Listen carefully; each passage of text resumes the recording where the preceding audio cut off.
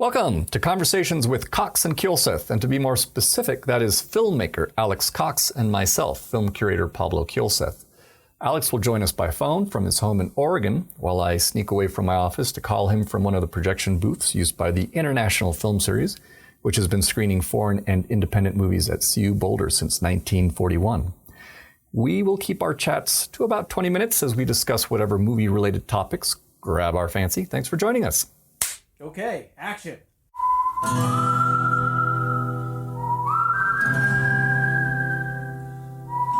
How are you doing, Alex? It's nice to talk to you, as always. Everything okay over there in the woods? Everything's lovely. It's, yes, mustn't grumble. Everything's very nice indeed. How are things with you? Well, it just suddenly got very dark outside, so it looks like we're going to get a thunderstorm and some rain. So if you hear some pitter-patter in the background, that's what that would be.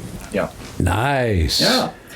So I'm gonna let me just get my little preamble out of the way, and then I'm gonna just head it over to you in terms of letting you talk about the film that you selected. But first, I wanted to remind listeners that the International Film Series in Boulder, Colorado, along with many other art house theaters across the nation, we partnered up with independent distributors to stream theatrical VOD titles from our respective websites. Most go for $12 a rental, but there are several exceptions that go for much less than that. Distributors are splitting the gate either way, and they're splitting it with us 50-50.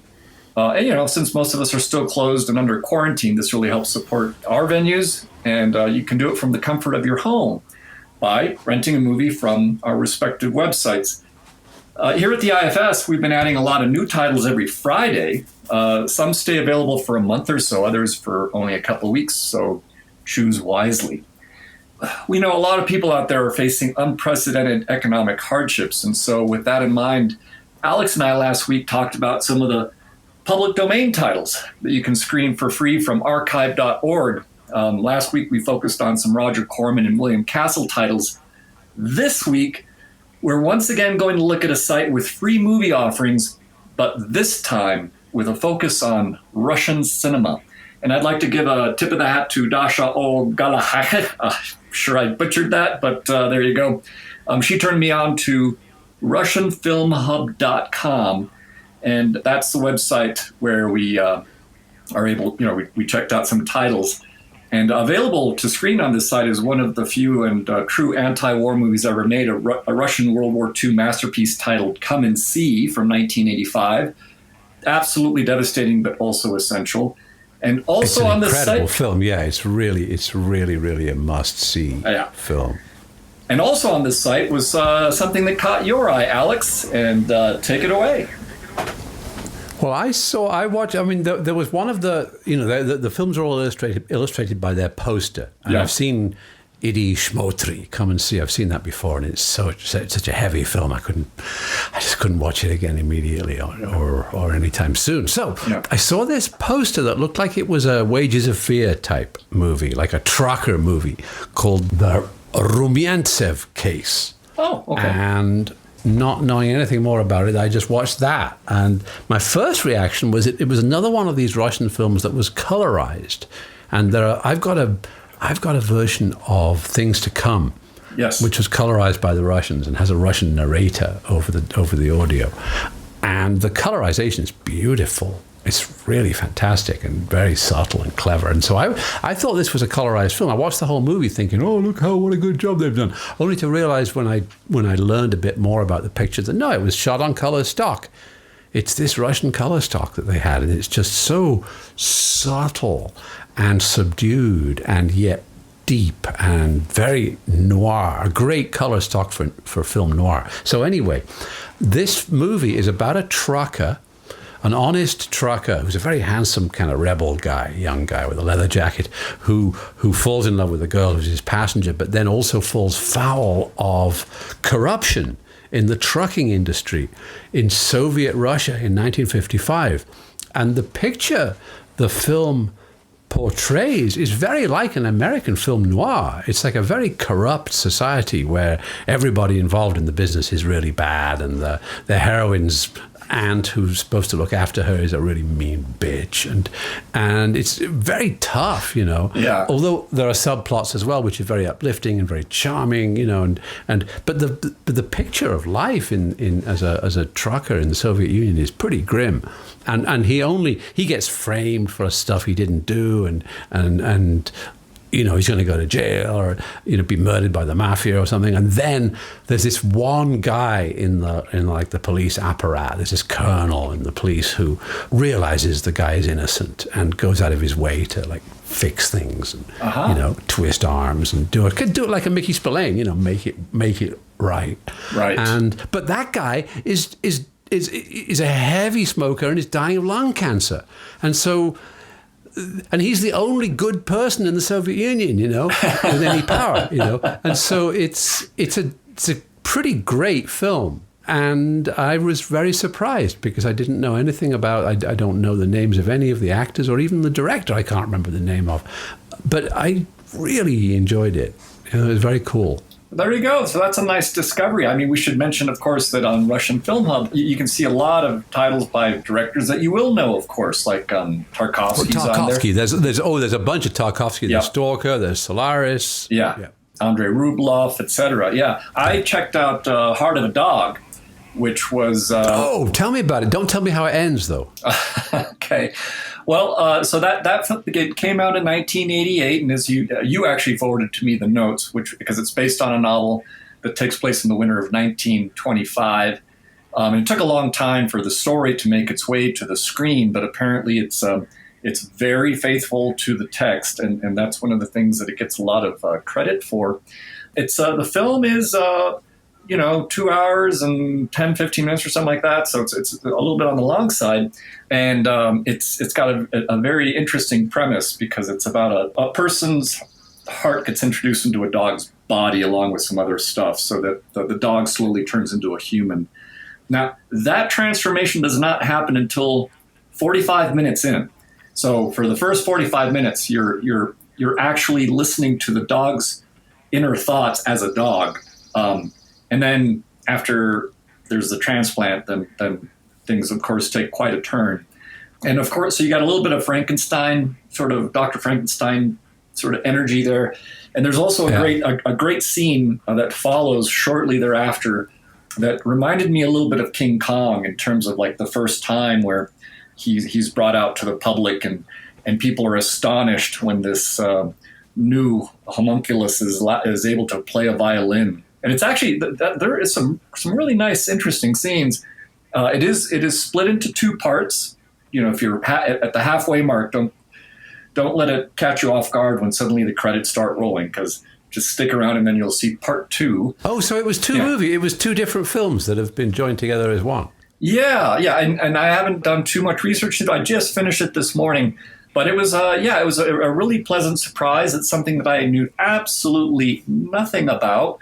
And there's all kinds of other interesting titles that you'll be able to spot on Russian Film Hub. And they also do a nice job of, they divide things up by genre and by decade and all kinds of different subtitling options too. So and also the way they divide it up is very handy as well. There's even westerns. There's three westerns in there. I don't know how they managed that. Yeah. But I have a friend. Alex Feldman, who grew up in Russia and is now an actor in Los Angeles. And he said that he loves Heart of the Dog. He thinks it's one of the best. And again, very critical of the Soviet Union, very ironically critical of the. I really dug the interiors. There's these really interesting, spacious interiors and some very evocative exterior shots, snowy Russian landscapes and buildings, and good production values all around for sure. So same with the Trucker movie. It was a great looking film, beautifully lit. Yeah, and good acting too. Very good actors with real faces, Well, I mean, if we're going to be talking about some of these elements, I mean, I can't help but, again, going back to Come and See, which is really just a masterpiece. Yeah. Although so many things happen in that movie that are absolutely batshit insane, like how they used real ammunition. Actors. They really shot at the actors. Yeah, there was one actor. I guess that's a true story, huh? Yeah, one actor said he actually heard bullets passing some 10 centimeters over his head. And there was some, they have a very young actor who's the protagonist. And supposedly he was hypnotized by a psychotherapist for some of the more horrible scenes, hoping that it wouldn't affect his mind. But it turns out he was not actually susceptible to hypnosis. And so he was scarred for life from shooting that film. Yeah, the poor kid, because he's the protagonist is like a 13-year-old boy whose family get kidnapped or killed or something, and he joins the resistance, right? Yeah. And anyways, it's also one of those movies that was filmed in chronological sequence. So I think the wear and tear that you see on the face of that poor kid is definitely one of absolute sheer exhaustion that is very real, probably by the by the end. Yeah, it's true. It's really, it sounds terrible, but it's an incredible film. Yeah. J.G. Ballard, the author of Crash and many other fine stories, he definitely also considers it one of the greatest war movies ever made. Oh, how interesting. Which is funny because I just can't help but think. So here we are, and we're talking about free movies, but we went from the terror, from Corman and Castle to Russian, a whole different kind of assortment of Russian movies that you can watch. I know that originally you and I talked about maybe going back to archive.org, and I was thinking, well, why not? Maybe I'll see, the horrors of Spider Island. And I started to This was a good choice, though. This is a very interesting. It's a very nice website. Like you say, very well organized, and you can watch the films for free. You're talking, yeah. Well, at both of these sites, the other title that I almost watched when revisiting archive.org was Manos, the Hands of Fate, because as I checked my Psychotronic Encyclopedia film to see what that was about, the opening sentence reads this. It says, what kind of a movie would a fertilizer salesman from El Paso, Texas make? This kind. And then it goes on. Hey, speaking of Texas, I believe that our good friend and another cohort in the film exhibition business and art house business, Barack at the Texas Theater, had some announcements to make that he wanted us to share with listeners. And it has to do with your film, El Patrullero. They are doing a double bill. Like the IFS, the Texas Theater is doing a double bill of my films. They're doing Straight to Hell, the long versions, which previously known as Straight to Hell Returns, but now it says Straight to Hell, the director's cut. And actually, it's also interesting because it's in scope. It's gone back to the original scope ratio for the first time. Because when the film was released, it was released in scope. So it's a double bill of Straight to Hell Returns and El Patrullero. So you get to watch two films for the price of one. And there's also Barack and I did a back and forth as well. He shot his end, I shot my end, like we do our thing, and then he joined it all together. So cool. How can people listen to that? It comes in the middle. Apparently, it's like a kind of a.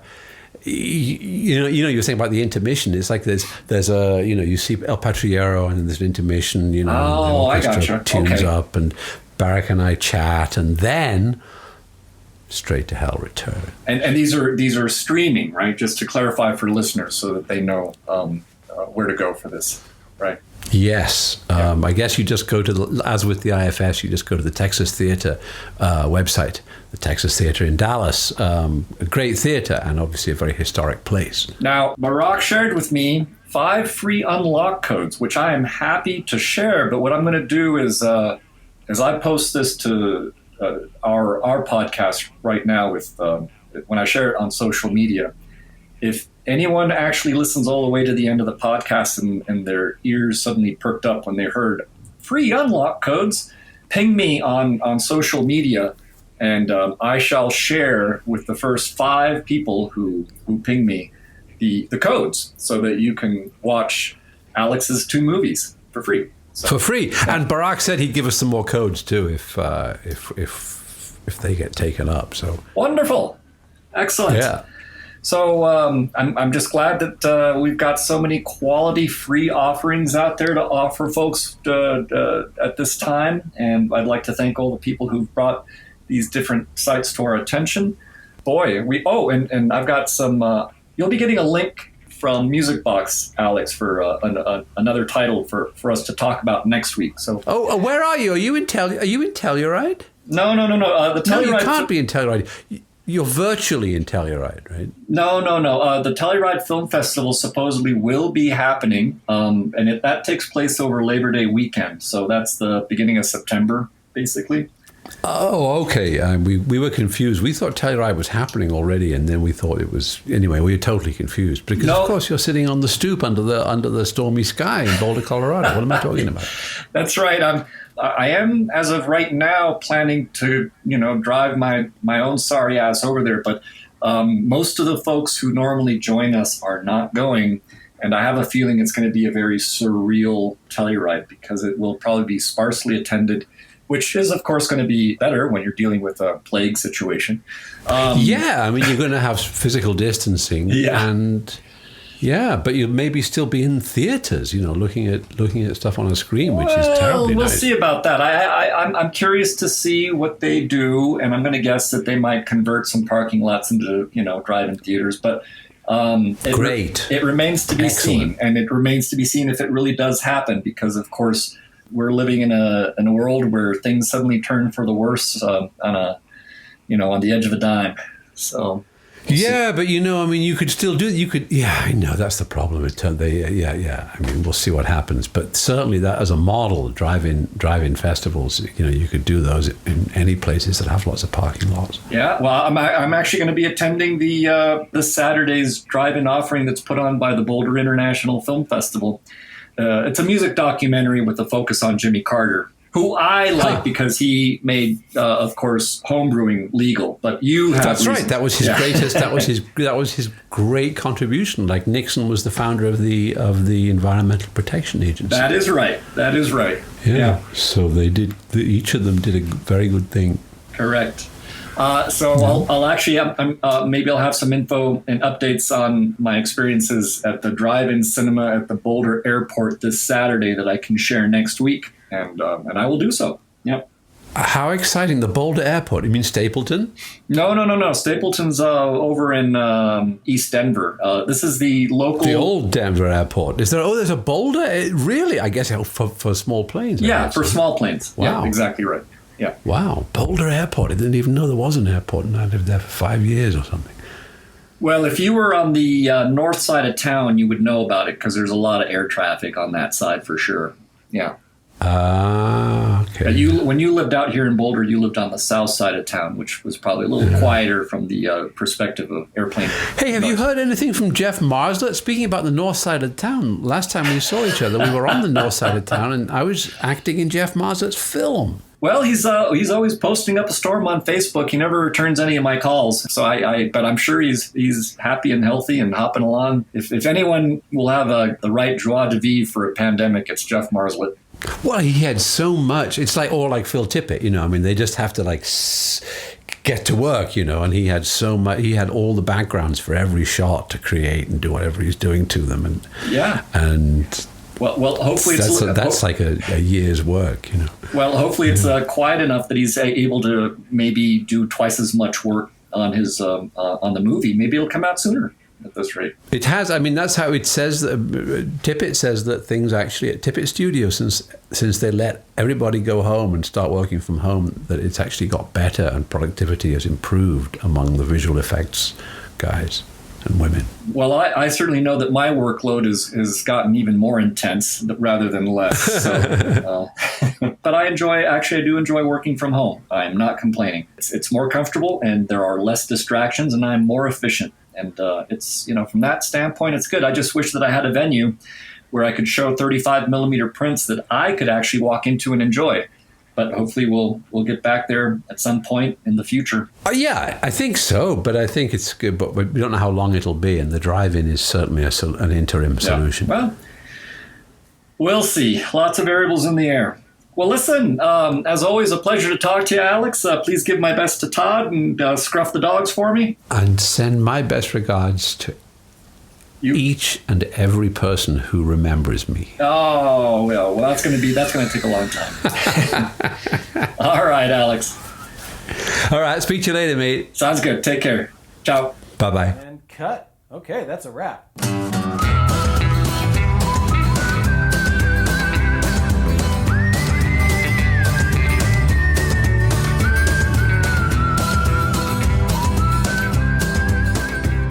Thanks again for joining Alex Cox and myself today. I'd like to thank Jason Phelps for handling the audio and Ted Thacker for letting us use the intro to his song, The Ballad of Slim Cessna, for the musical cues that bookend these conversations.